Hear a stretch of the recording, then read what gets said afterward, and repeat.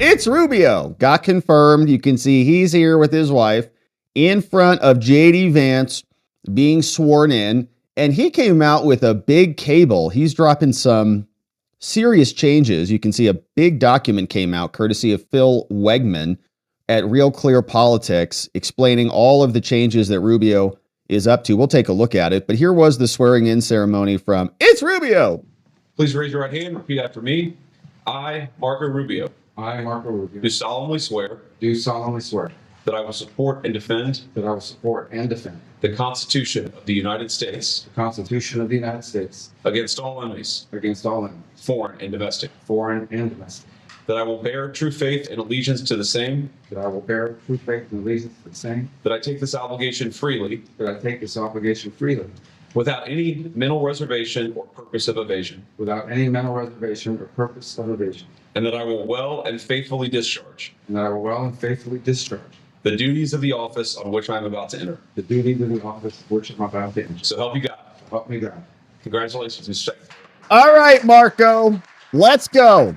We've had our, friendly coverage of Marco and our criticisms of Marco over the years, but we're hopeful that he rises to the occasion and delivers a strong, prosperous America on the world stage at the behest of President Trump and the American people. You can see Philip Wegman got this one, says Marco, as soon as he got sworn in, just sent out a department-wide cable. He condemned an old foreign policy consensus that put ideology over common sense, and he's warning sweeping change is coming to the State Department, which is good because it's been a disaster under Secretary Blinken and Jake Sullivan. Idiots. You can see the full cable details were published over at Real. Rubio sent this to every single diplomatic and consular post worldwide. The stark message said there is sweeping change coming and that they've mistakenly, the prior administration, misread the world. Was sent shortly after he arrived at his new post in Foggy Bottom. Signals a fundamental shift. Toward this end, Trump's new diplomat promised to focus on mass migration. He promised to terminate DEI policies, to end the censorship of the American people, and to pursue energy dominance. That sounds great. Rubio was confirmed unanimously by the Senate because the Senate likes their own people. The day before is the first of Trump's cabinet nominees, prior a senator from Florida. The U.S. won the conflict with the Soviet Union, Rubio has said, only for an out-of-touch elite to place international interest above the concerns of the country. We won the Cold War and then we sacrificed the whole country to become citizens of the world. Before administering the oath of office, JD Vance praised Rubio, saying he's got a deep understanding of the priorities of Trump. Rubio wrote, every dollar we spend, every program we fund, and every policy we pursue must be justified with the answer to three simple questions, says Rubio.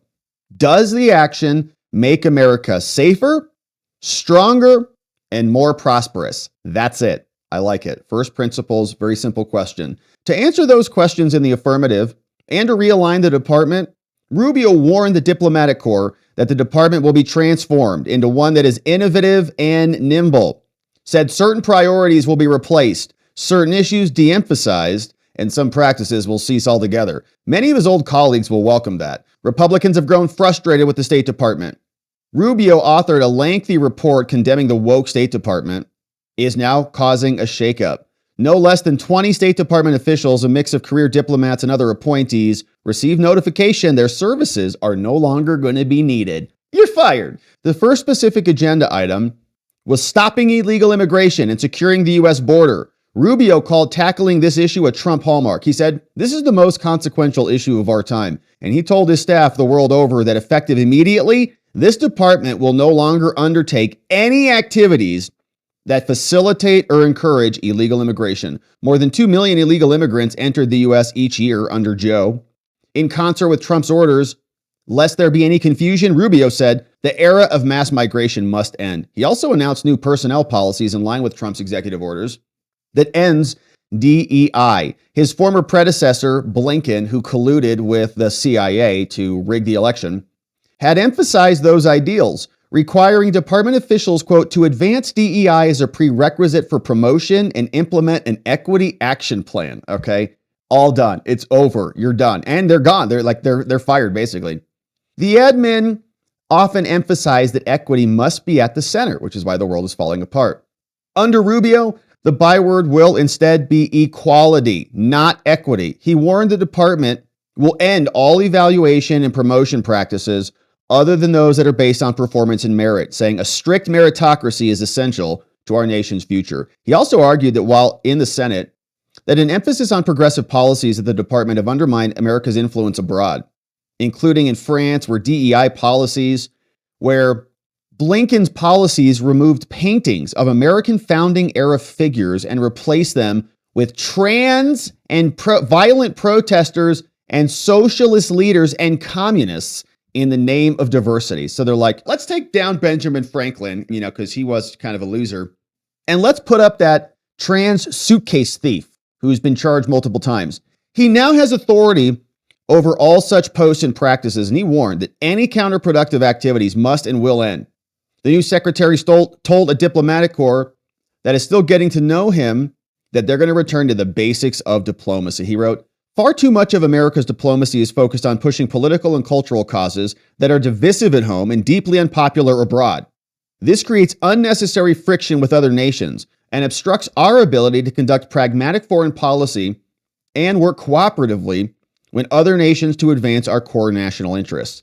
Yeah, and I think that's exactly right. I mean, we've long made the point that I think other nations and other cultures are not running with joy and excitement towards this new woke gender ideology stuff. Like, in other words, they're not in their home countries like, gosh, I wish America was more like us and lopped off genitals.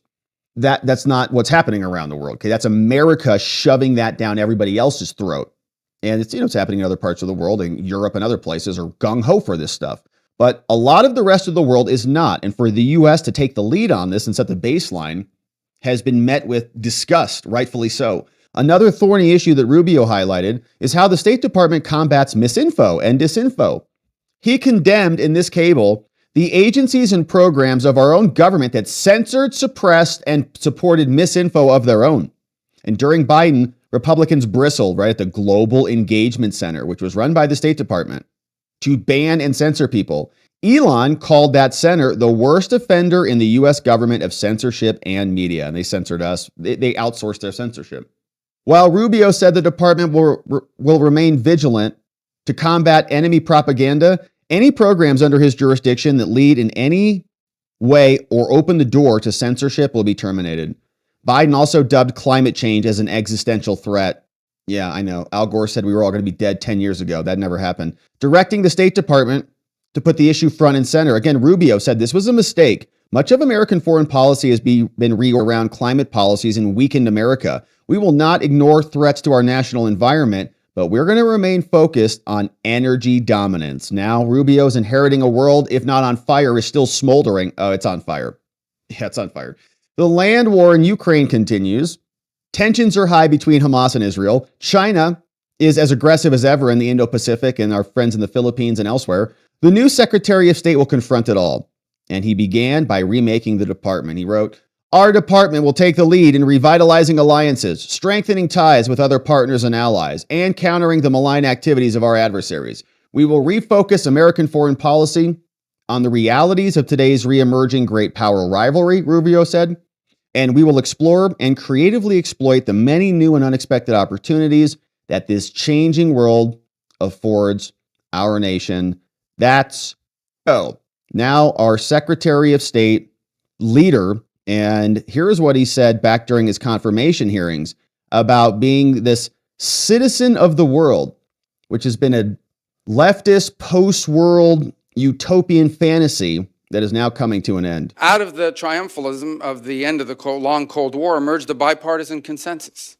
And this consensus was that we had reached the end of history, that all of the nations of the world would now become members of the democratic Western-led community, that a foreign policy that served the national interest could now be replaced by one that served the liberal world order, and that all mankind was now destined to abandon national sovereignty and national identity and would instead become one human family, and citizens of the world. No. This wasn't just a fantasy. We now know it was a dangerous delusion. Here in America and in many of the advanced economies across the world, an almost religious commitment to free and unfettered trade at the expense of our national economy shrunk the middle class, left the working class in crisis, collapsed our industrial capacity, and has pushed critical supply chains into the hands of adversaries and of rivals. An irrational zeal for maximum freedom of movement of people has resulted in a historic mass migration crisis here in America, but also around the world. It's one that threatens the stability of societies and of governments. Across the West, governments now censor and even prosecute domestic political opponents. Meanwhile, radical jihadists openly march in the streets and sadly drive vehicles into our people. While America far too often continued to prioritize the global order above our core national interests, other nations continue to act the way countries have always acted and always will, in what they perceive to be their best interest. And instead of folding into the post-Cold War global order, they have manipulated it to serve their interests at the expense of ours. The post-war and we're not global doing order, that garbage anymore. So that's Rubio. He's going to be leading the country in the State Department, and we're excited to see what he can do to revitalize our devastated image and our capacity and our performance as a result of this last administration. And we'll keep our eye on this one. All right.